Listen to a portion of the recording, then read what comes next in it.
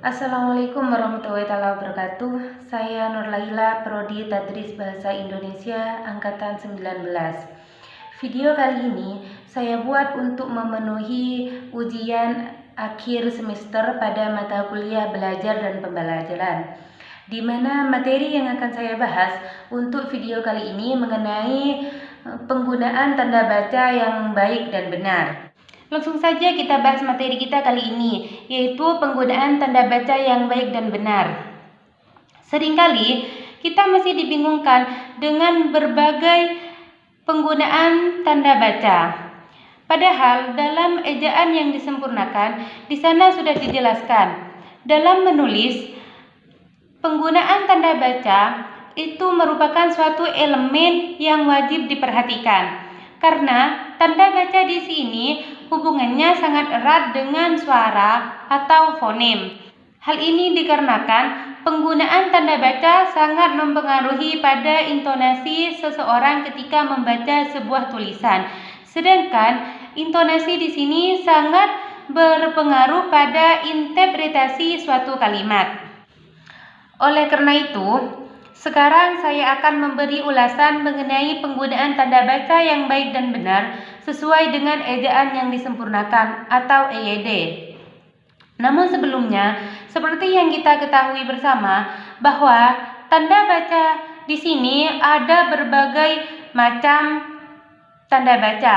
Di antaranya tanda titik, tanda koma, tanda titik dan koma, tanda titik dua, tanda tanya, tanda seru, tanda kalimat penghubung, dan juga masih ada banyak lagi macam-macam tanda baca. Namun, yang akan saya bahas pada pembelajaran kali ini hanya 3 tanda baca.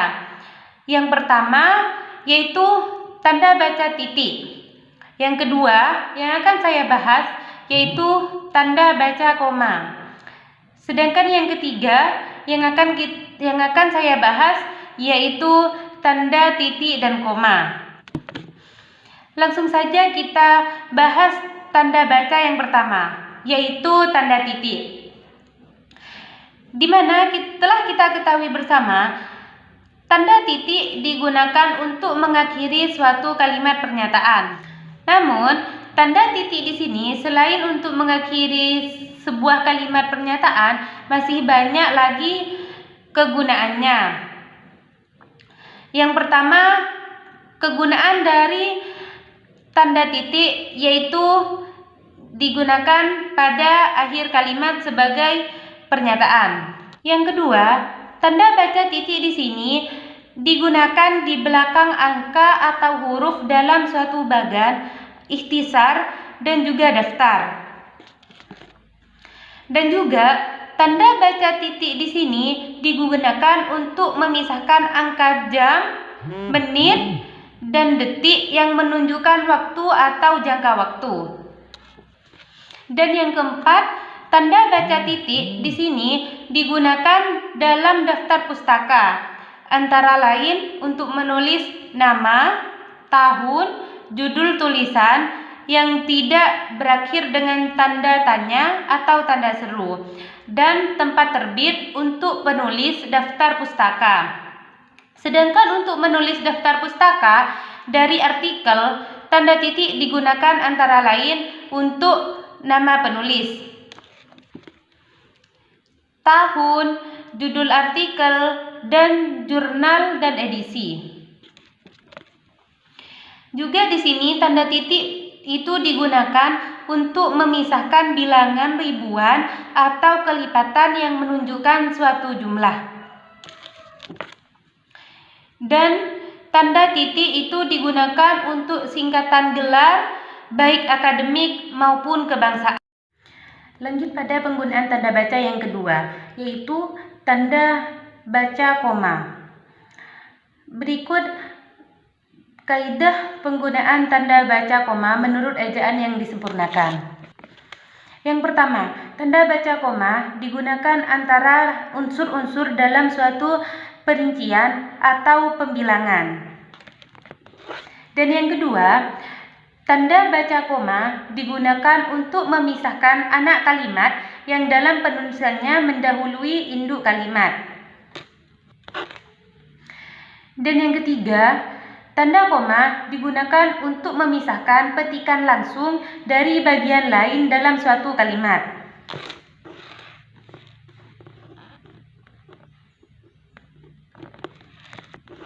Dan juga tanda baca koma itu digunakan di antara bagian-bagian dalam catatan kaki atau catatan akhir.